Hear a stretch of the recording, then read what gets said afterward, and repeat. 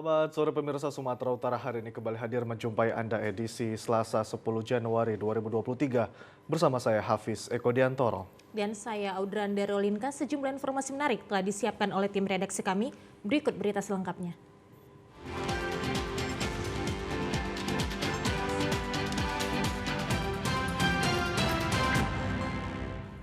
Pemirsa, gerakan pencegahan peredaran dan penyalahgunaan narkoba di Kepulauan Nias terus dilakukan sebagai inspirasi rusaknya mental generasi muda.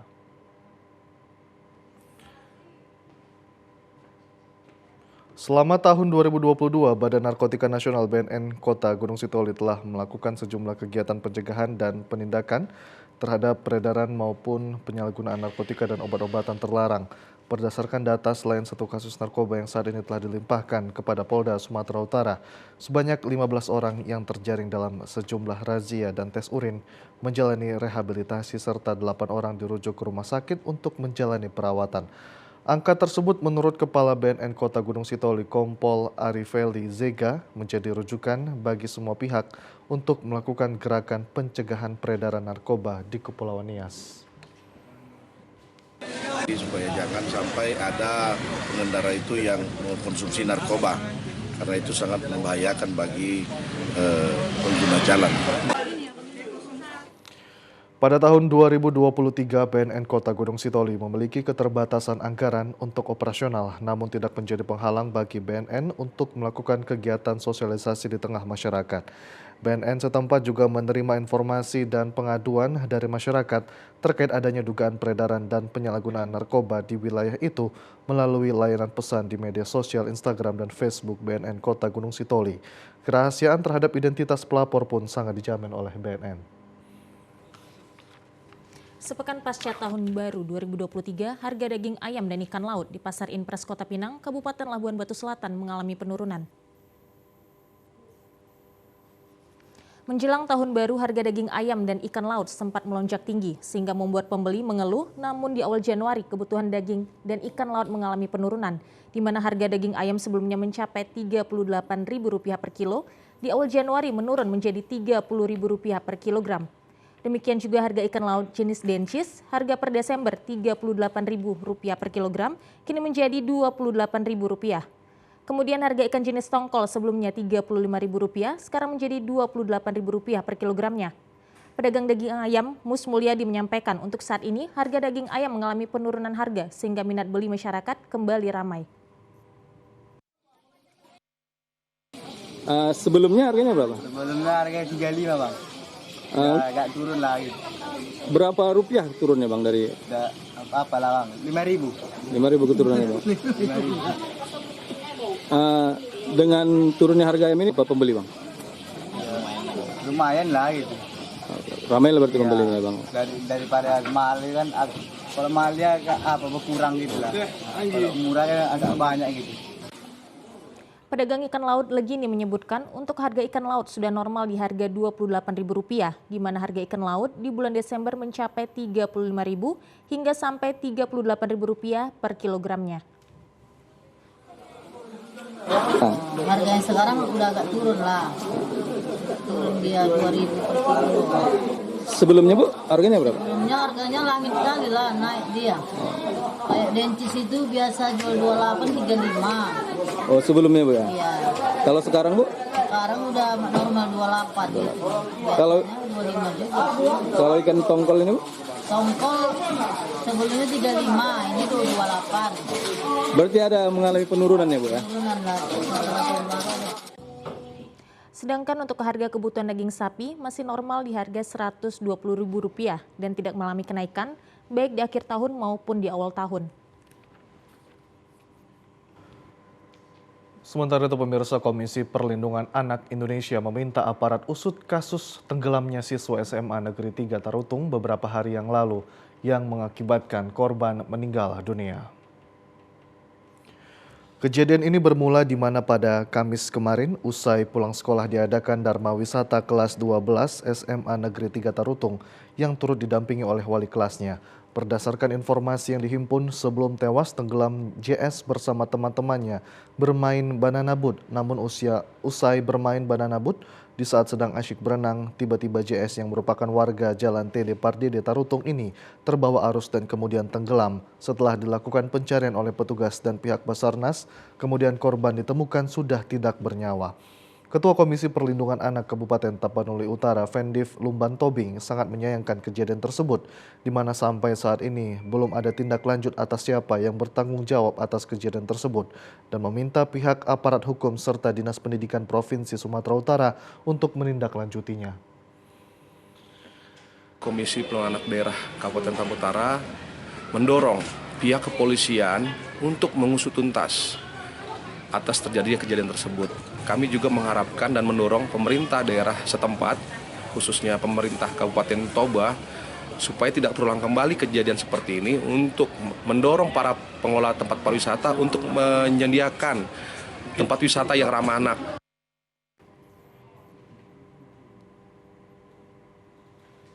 Pemirsa, kami akan segera kembali dengan informasi lainnya. Tetaplah bersama kami di Sumatera Utara hari ini sore.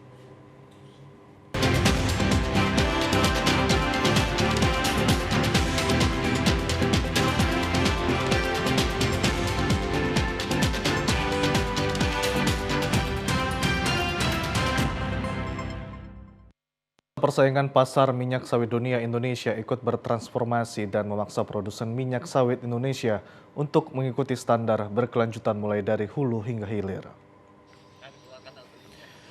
Indonesia sebagai produsen minyak sawit terbesar dunia mau tidak mau harus mengikuti perubahan tersebut karena 65% minyak sawit Indonesia diekspor terutama ke Tiongkok yang juga sudah memberikan sinyal untuk menerapkan standar berkelanjutan terhadap minyak sawit yang masuk pasar Tiongkok.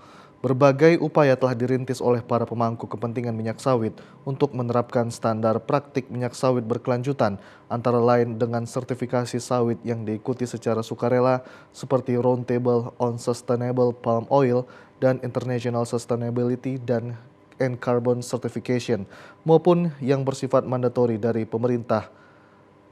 Perubahan tata kelola itu masih perlu didorong dengan kolaborasi berbagai pihak, terutama untuk membuka jalan bagi para petani swadaya yang menguasai 41% perkebunan sawit di tanah air. Di Kabupaten Labuhan Batu Selatan, hanya beberapa persen petani sawit swadaya yang telah mendapatkan sertifikasi ISPO atau RSPO. Hal tersebut disampaikan Ketua Perkumpulan Petani Sawit Rakyat Sumatera Utara yang telah mendampingi petani swadaya yang berada di Labuhan Batu Selatan. Ia menyebutkan posisi petani sawit yang sudah tergabung dan yang belum tergabung dalam pola kemitraan masih menjual sawit ke agen atau pabrik dengan harga yang sudah ditentukan pembeli.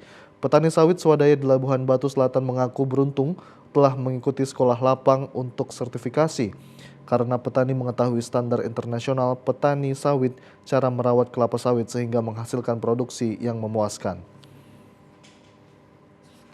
Yang mana kami selama ini sebagai petani swadaya, ada pihak-pihak organisasi, asosiasi pun ataupun apa namanya PPSRS mendampingi kami dalam rangka sertifikasi RSPO khususnya di Kecamatan Turugamba. Dan dalam hal ini kami banyak mengetahui manfaat daripada pendampingan asosiasi tersebut kepada petani swadaya, di mana kami selama ini petani yang manual sekarang sudah mengetahui bagaimana standar yang ditetapkan oleh organisasi internasional, cara merawat kelapa sawit, cara menanam bibit kelapa sawit yang baik, sehingga dengan adanya sekolah lapang kami sangat beruntung dan mendapat ilmu, Pak. Belawan merupakan pintu gerbang arus perekonomian dari laut yang diharapkan mampu memberikan kenyamanan bagi warga yang berkunjung ke Belawan dari berbagai daerah di Indonesia, terutama dalam hal kebersihan. Sampah merupakan momok yang selalu membuat resah warga. Dimanapun berada, sampah tidak hanya mengganggu keindahan, namun sampah merupakan salah satu sumber penyakit yang kerap terjadi. Kota Belawan merupakan pesisir pantai yang kerap terjadi banjirop. Banjirop biasanya membawa sampah ke daratan. Sampah tersebut merupakan limbah atau sampah rumah tangga. Untuk menjaga kebersihan Belawan, pemerintah kecamatan dan warga Belawan melakukan gotong royong untuk membersihkan sampah yang meliputi jalan protokol, drainase, terutama di sekitar pemukiman warga. Pemerintah Kecamatan Belawan mengerahkan petugas kebersihan, masyarakat, serta seluruh kepala lingkungan yang ada di 6 kelurahan. Saya menghimbau kepada seluruh masyarakat Kecamatan Medan Belawan, mari sama-sama kita menjaga kebersihan lingkungan kita, terutama kebersihan di dalam rumah tangga kita, dimulai dari rumah tangga, kemudian kebersihan di lingkungan kita. Camat Belawan, Subhan Fazri Harahap menghimbau masyarakat agar jangan membuang sampah sembarangan, karena pihak kecamatan telah menyediakan bak sampah di 6 titik di kota Belawan.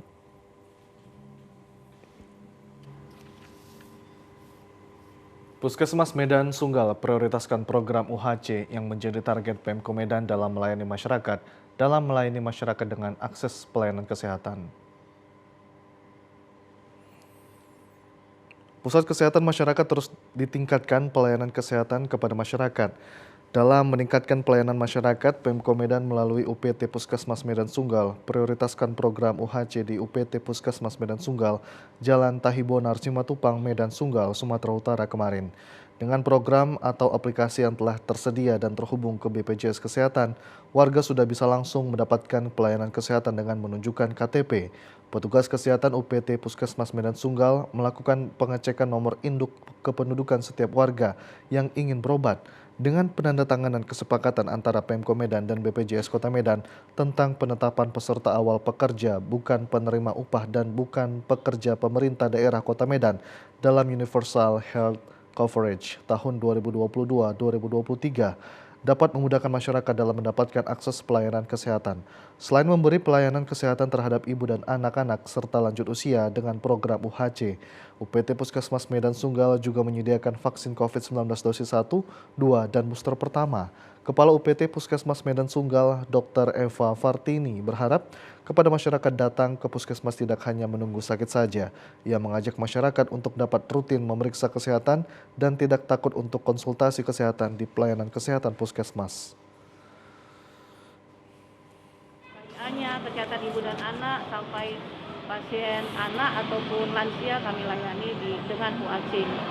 Kami maunya masyarakat ini juga tidak hanya berobat, tidak hanya sakit saja datang ke puskesmas, tetapi walaupun tidak sakit kita tetap melakukan pelayanan konseling. Jadi bagi yang membutuhkan konseling untuk kesehatan ibu hamil ataupun remaja, kami juga melayaninya. Pemirsa, kami akan segera kembali dengan informasi lainnya. Tetaplah bersama kami.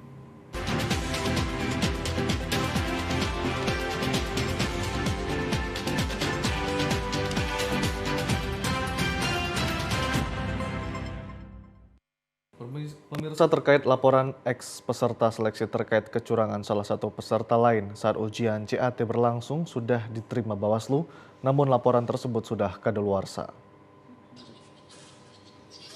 Pasca laporan mantan peserta ujian seleksi perekrutan PPK terkait kecurangan salah satu peserta saat ujian CAT di SMU Negeri Kualuh pada tanggal 6 Desember 2022 yang lalu, sudah diterima dan diproses oleh Komisioner Bawaslu Kabupaten Labuhan Batu Utara. Ironinya, oknum terlapor sudah dilantik oleh KPU Labuhan Batu Utara dan saat ini menjabat sebagai anggota PPK Kecamatan Kuala Hulu. Karena pelapor mengadu kepada Bawaslu pada tanggal 19 Desember tahun 2022, sudah melebihi masa 7 hari batas pengaduan dari pelaksanaan ujian CAT tersebut. Sesuai peraturan Bawaslu nomor 7 tahun 2020 bahwa laporan sudah kadaluarsa. Ketua Komisioner Bawaslu Kabupaten Labuhan Batu Utara Muhammad Yusuf menjelaskan, meskipun laporan sudah kadaluarsa namun pihaknya masih tetap memproses laporan tersebut sejauh mana tingkat kecurangan pada proses rekrutmen PPK beberapa waktu yang lalu. Kami mendapatkan laporan dari saudara pelapor ke kantor Bawaslu, dan proses laporan itu sudah kami lakukan kajian, dan hasil kajian kami bahwa laporan itu dinyatakan daluarsa karena sudah melewati 7 hari semenjak diketahui atau ditemukannya dugaan pelanggaran pemilu. Nah, Namun demikian, Bawaslu mencoba melakukan penelusuran dengan mencari informasi dan keterangan terkait peristiwa ini untuk melihat sejauh mana ada dugaan pelanggaran terkait peristiwa tersebut. Hari ini Komisi Pemilihan Umum Kabupaten Tapanuli Utara menggelar ujian tertulis untuk Panitia Pemungutan Suara atau PPS di Gedung Serbaguna Tarutung.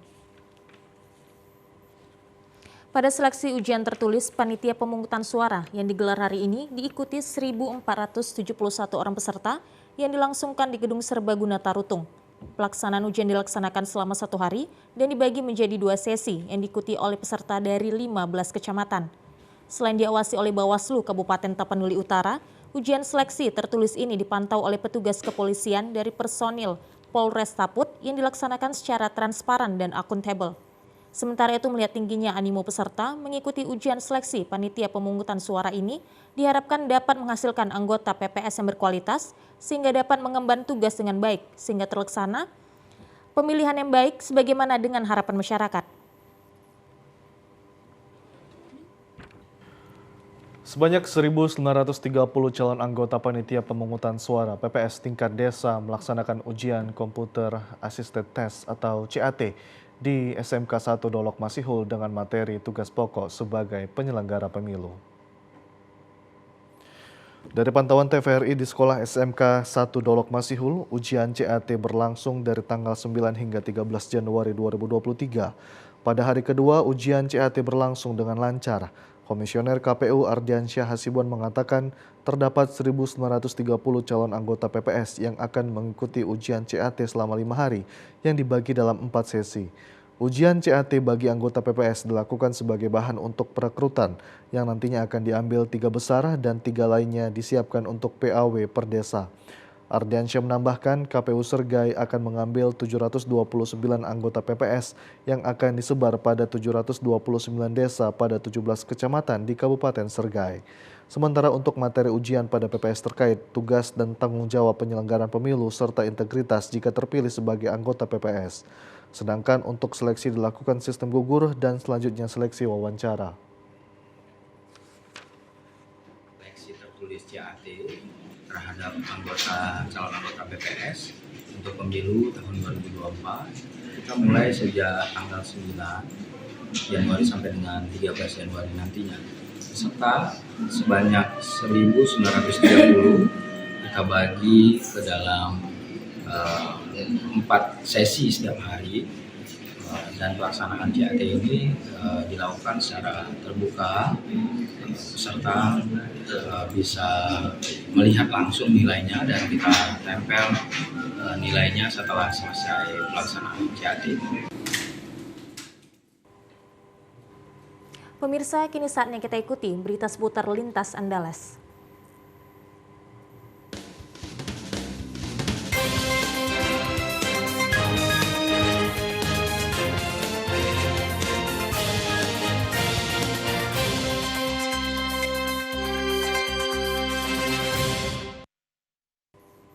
Sepuluh Januari diperingati sebagai Hari Sejuta Pohon Sedunia. Hari Gerakan Sejuta Pohon Sedunia diharapkan menjadi upaya nyata manusia dalam mewujudkan pengendalian pemanasan global.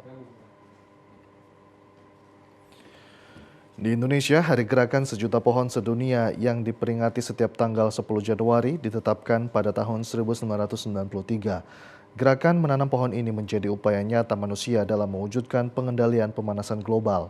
Manajer Komunikasi Komunitas Konservasi Indonesia KKI Warsi Jambi Rudi Syaf mengatakan gerakan Sejuta Pohon Sedunia pada 10 Januari harus terus disuarakan untuk mengajak masyarakat khususnya generasi muda Nusantara turut berpartisipasi dalam melestarikan alam. Melalui gerakan menanam pohon, permasalahan pemanasan global akibat tingginya deforestasi dapat diatasi secara bertahap. Penyerapan karbon secara alami untuk meredam pemanasan global hanyalah dengan hadirnya pohon di seluruh muka bumi. Gerakan menanam pohon hendaknya tidak hanya sebagai tindakan seremonial belaka, namun harus diiringi dengan tindakan nyata.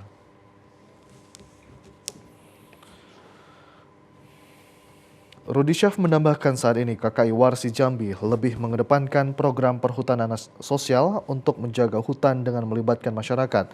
Tingginya deforestasi yang terjadi belakangan ini tak sebanding dengan penanaman pohon yang dilakukan.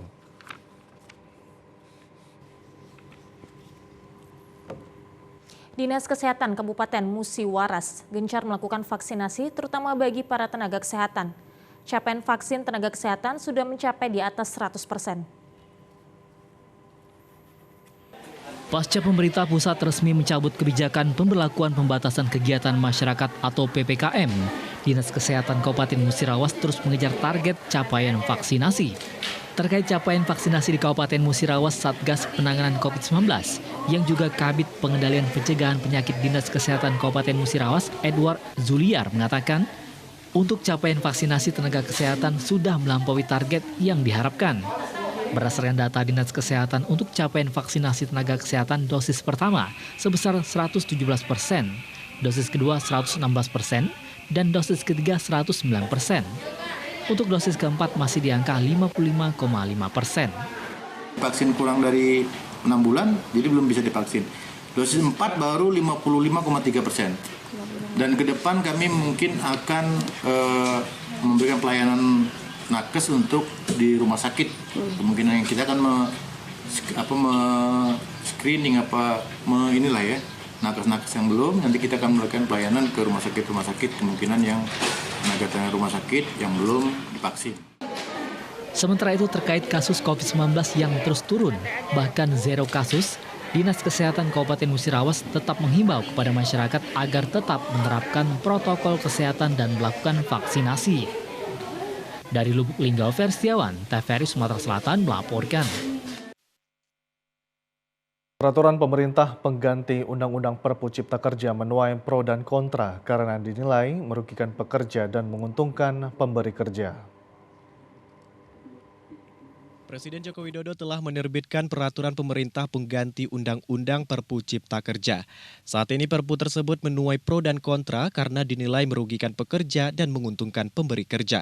Menurut Ketua DPD SPSI, Serikat Pekerja Seluruh Indonesia Sumatera Barat Arsukman Edi, Perpu Cipta Kerja tidak konsisten dengan putusan MK sehingga mencerminkan otoriter pemerintah dan tidak melindungi hak-hak pekerja. Sehingga mereka dengan tegas menentang keras diterbitkannya Perpu Cipta Kerja ini. Tetapi di sisi lain pemerintah menjajah buruhnya, rakyatnya sendiri gitu. Jadi ini sangat-sangat tidak manusiawi kalau kita. Karena Undang-Undang 13 sudah jauh turun dari peraturan perundangan sebelumnya tentang kesejahteraan dan perlindungan tenaga kerja. Kemudian Undang-Undang nomor 11 tentang Omnibus juga jauh lebih runtuh.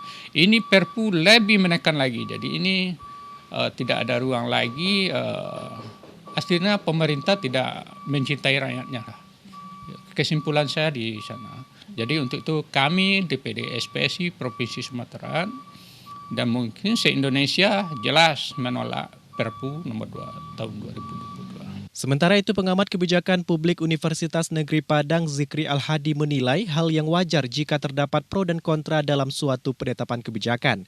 Menurut Zikri, diterbitkannya Perpu Cipta Kerja ditengarai hasil putusan MK terhadap Undang-Undang Cipta Kerja yang bersifat inkonstitusional bersyarat sehingga harus segera direvisi. Berdasarkan putusan MK, Undang-Undang Cipta Kerja itu kan inkonstitusional bersyarat artinya dan harus segera direvisi sebelum 2024 dan peraturan turunannya yang itu tidak boleh dijalankan lagi gitu ya atau diterbitkan lagi. Nah kalau kita lihat ada beberapa poin sebenarnya yang diprotes oleh banyak kalangan mungkin ya beberapa kalangan.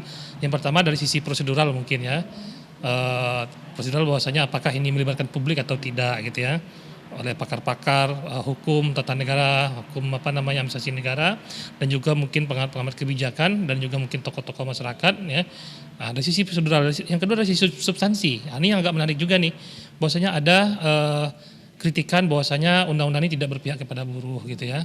Terlalu berpihak kepada misalnya dunia usaha misalnya. Nah, ini kan suatu hal yang menurut saya ini ya dinamika yang biasa sepanjang ini dilakukan di jalur konstitusional. Di sisi lain, Perpu Cipta Kerja dinilai memberikan banyak kemudahan bagi pemberi kerja. Sejumlah pihak menilai agar pro kontra terhadap Perpu Cipta Kerja tidak berkelanjutan hingga berujung anarkis.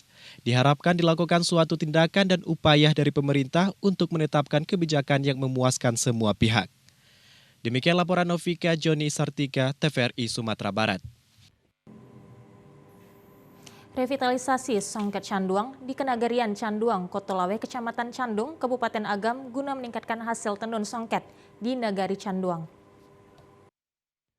Revitalisasi songket bertujuan untuk menghidupkan kembali budaya tenun songket dengan motif khas tenun canduang di tengah masyarakat, sehingga juga berdampak terhadap meningkatnya perekonomian pengrajin.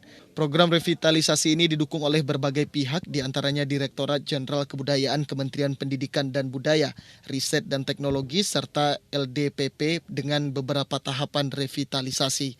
Di antaranya workshop, pameran arsip, dan dokumentasi songket asli Canduang.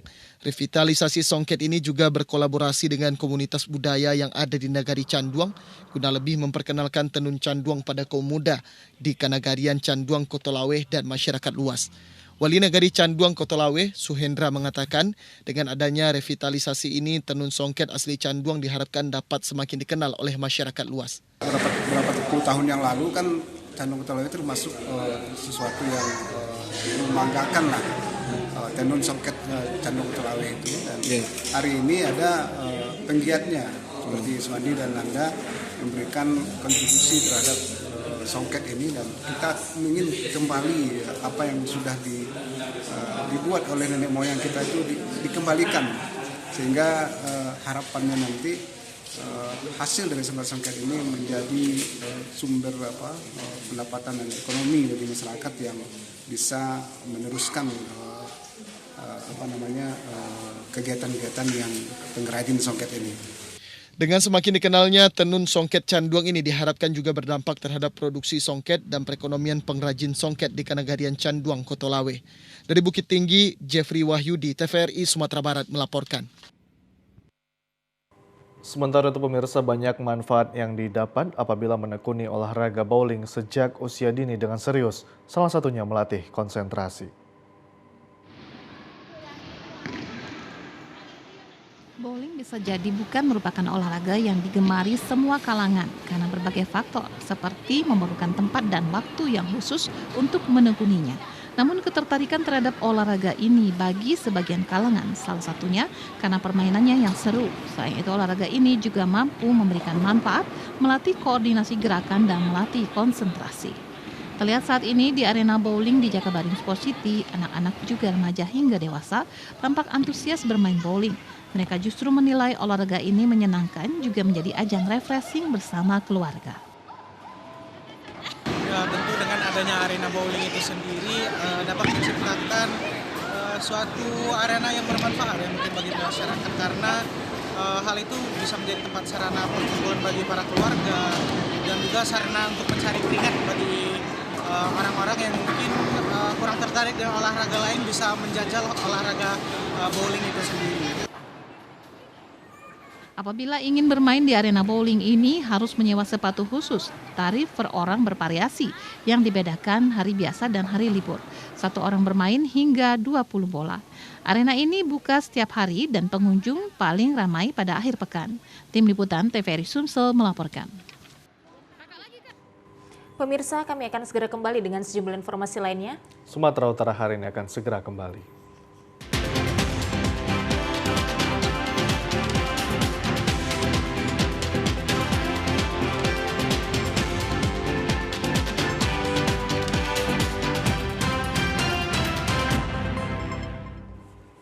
Terima kasih Anda masih menyaksikan Sumatera Utara hari ini. Pemirsa, Kabupaten Samosir memiliki sekitar 47 desa wisata yang sedang dalam tahap perintisan. Salah satunya adalah Desa Wisata Bagot di Parlondut, Pangururan, Samosir. Sesuai dengan namanya Bagot, desa wisata yang satu ini menawarkan produk olahan nira yang disebut Bagot. Bagot adalah salah satu minuman khas Batak yang dikenal dengan sebutan arak atau tuak. Desa Parlondut merupakan salah satu desa di Samosir yang memproduksi Bagot. Dinas Pariwisata Kabupaten Samosir menyadari potensi wisata Bagot mulai dikembangkannya sejak awal tahun 2020 silam. dengan membentuk kelompok sadar wisata Pokdarwis di Desa Parlondut untuk mengembangkan potensi tersebut menjadi objek wisata unggulan baru di Kabupaten Samosir. Salah seorang pengunjung, Togar Siboro, mengatakan minuman nira ini sekarang sedang dikemas agar lebih menarik. Di desa ini, Bagot akan disuguhkan dengan nuansa yang lebih santai dengan pembatasan jumlah konsumsi untuk setiap orang agar tidak memabukkan. Pengunjung yang datang ke wisata Bagot ini dapat bersantai dan menikmati keindahan alamnya. Sejak pertengahan hingga akhir tahun 2020 silam, Togar menyebut jumlah wisatawan yang datang ke desa Parlondut sudah cukup banyak. Mereka yang datang kebanyakan para penggemar nira serta kuliner khas Batak. Selain menikmati sajian Bagot, wisatawan juga berwisata kuliner dengan mencicipi aneka sajian tradisional Batak. Masyarakat desa wisata Bagot menawarkan aneka sajian makanan dan minuman berbahan dasar nira. Ada pula sajian khas Samosir lainnya seperti ayam napi nadar yang merupakan ayam panggang Samosir yang khas dengan penggunaan rempah andaliman. Untuk mendapatkan air nira, warga memanen setiap hari ke pohonnya yang merupakan warga kampung sendiri. Satu gelas Bagot biasa dibanderol dengan harga Rp5.000. Para wisatawan juga bisa membawa pulang olahan nira yang ada di desa Parlondut sebagai oleh-oleh. Jujur Pak, kita bangga dengan adanya wisata Bagot.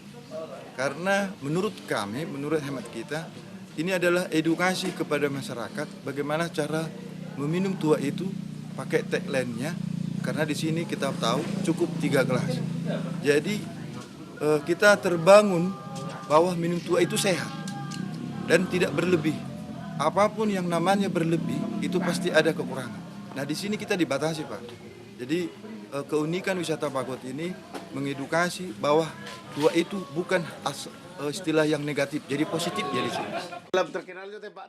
Wisatawan juga bisa menginap di desa wisata Bagot karena masyarakat telah menyediakan fasilitas homestay yang berkualitas baik dengan harga terjangkau. Sementara biaya penginapan Rp100.000 hingga Rp150.000 per kamar. Desa Parlondut terletak di daerah yang strategis dari jalan raya utama hanya sekitar 600 meter. Berawal dari hobi, seorang pria di Medan sukses membudidayakan burung merak hingga meraup untung puluhan juta rupiah. Andi, warga Helvetia, memanfaatkan pekarangan rumahnya sebagai tempat penangkaran burung merak. Andi berternak burung merak ini berawal dari hobinya dari tahun 2017. Jenis burung merak yang dikembangkannya merupakan kelompok Pavokristatus, merak biru dan putih asal India yang banyak dikembangkan di Pulau Jawa. Awalnya, Andi tertarik dengan keindahan dan warna burung merak sehingga berusaha mencari referensi ke sejumlah pedagang. Namun hal ini bukan perkara mudah karena burung merak di Indonesia merupakan salah satu satwa langka dan dilindungi. Andi akhirnya mendapatkan sepasang burung merak yang didatangkan dari India yang termasuk dalam Pavokristatus atau burung merak biru dan putih. Setelah beberapa tahun menggeluti usaha peternakan, Andi telah memiliki 30 pasang burung merak yang dipelihara di samping rumahnya. Buah sayur itu tetap kita kasih supaya bulunya cantik bagus gitu kan. Pelet tetap rutin hari seperti dia pengganti macam nasi gitulah kan. Jadi itu pakai pur 511 atau pur BB namanya. Itu tergantung peminat. Ada yang umur 1 bulan, 2 bulan, 3 bulan. Tergantung. Dan ini juga hewan juga tidak dilindungi. Ya, memang sejenis merak. Yang dilindungi hanya merak hijau, Pavokristatus. Perawatan burung merak eksotis ini tidaklah sulit, namun perawatannya sedikit berbeda dengan hewan lainnya. Untuk anakan yang berusia 2 hingga setahun harus ekstra hati-hati karena anak burung merak rentan terkena penyakit seperti kutu dan cacing. Namun dengan usahanya yang keras, Andi dapat mengatasinya. Untuk sepasang burung merak dewasa dijual Rp30 juta dan untuk anakan berkisar 2 hingga 3 juta rupiah. Kelapa ganja pandan wangi mempunyai nilai ekonomis tinggi. Selain cita rasanya yang khas beraroma pandan, wangi sangat menguntungkan petani karena harganya yang sangat menjanjikan serta berpeluang ekspor.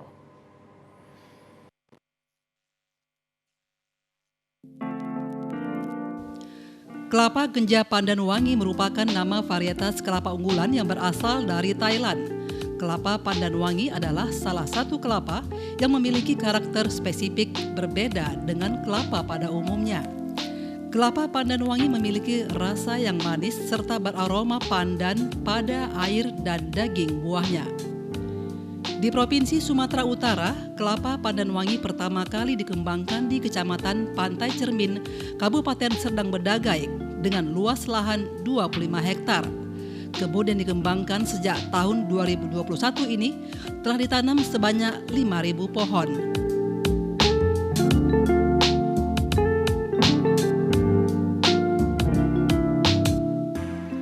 Bibit kelapa pandan wangi dapat tumbuh dengan baik pada ketinggian hingga 700 meter di atas permukaan laut. Dalam rangka pengembangan kelapa pandan wangi, pihak pengelola juga menyediakan benih kelapa untuk dijual kepada masyarakat. Satu benih pohon kelapa yang sudah bersertifikat dijual dengan harga Rp100.000 hingga Rp150.000.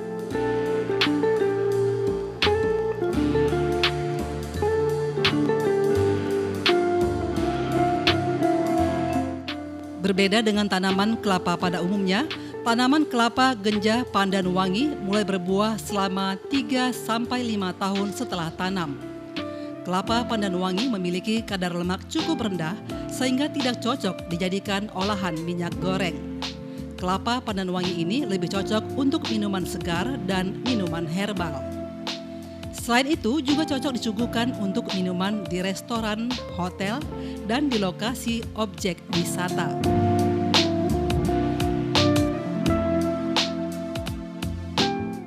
Menurut pengelola kebun kelapa pandan wangi Jasman Silitonga, saat ini banyak permintaan dari negara Belanda, Malaysia, Singapura, dan Cina. Namun pihaknya belum bisa melakukan ekspor karena untuk memenuhi pasar dalam negeri saja masih belum terpenuhi. Jika budidaya kelapa pandan wangi terus dikembangkan, maka akan berdampak terhadap pertumbuhan ekonomi kerakyatan. 2014 dimulai dengan observasi ya. Dulunya ini belum kita beri nama baku pandan wangi gitu, nama yang baku. Tapi setelah observasi 2014 dan berjalan sampai 2015 itu barulah kita sepakati namanya itu jadi kelapa genjah pandan wangi Sumatera Utara dan masih satu-satunya di Indonesia. Nah itu prosesnya kita ambil dari benih. Kalau kita dulu impor benih ya dari Malaysia, baru gitu kita tanam di sini, baru 2,5 sampai 3 tahun kemudian itu baru mulai berbuah dan dari situlah kita kembangkan lagi untuk jadi populasi yang lebih banyak lagi di kebun ini gitu. Ya, itu ciri khas genjah, Pak. Jadi itu ciri khas genjah. Tanaman genjah ini dia tanaman yang original, memang sifat tanamannya itu rendah dan cepat berbuah dan produksinya sangat tinggi gitu. Kalau permintaan ke Belanda kemarin 30.000 butir per minggu. Kalau Cina itu minta minimal 1 kontainer per hari. Kalau Singapura juga sekitar 30.000 butir per minggu. Itu sudah terrealisasi, Pak? Sama sekali tidak ada yang kita realisasikan. Kita untuk kebutuhan Kota Medan aja dan Sergei itu masih belum cukup ya. Gitu. Bantuannya kita dibina untuk sebagai pekebun yang mandiri dan dan bisa menangani kebun itu secara baik dan benar gitu. Dan binaan itu kita dapatkan dari Dinas Perkebunan Sumut, baru dari Balai Penelitian Tanaman Palma dan dari Dinas Pertanian Sergai juga dan UMKM utamanya gitu. Kepala Bidang Perkebunan Pasca Pengolahan Panen Dinas Perkebunan Sumatera Utara, Zulkifli Hasibuan mengatakan untuk pengembangan tanaman kelapa pandan wangi ini pihaknya siap bekerja sama dengan semua pihak. Kelapa memang salah satu kelapa yang eksotik di Indonesia dan memang satu-satunya ada di Indonesia kelapa genjah pandan wangi ini yang ada di Serdang Bedagai. Meskipun tidak ada lahan yang luas, tapi kelapa genjah ini bisa ditanam di pekarangan. 2 atau sampai 3 pokok itu sudah merupakan meningkatkan ekonomi masyarakat atau petani di sana. Kelapa pandan wangi dibudidayakan di Sergai akan menjadi percontohan bagi semua daerah lain yang akan mencoba membudidayakannya.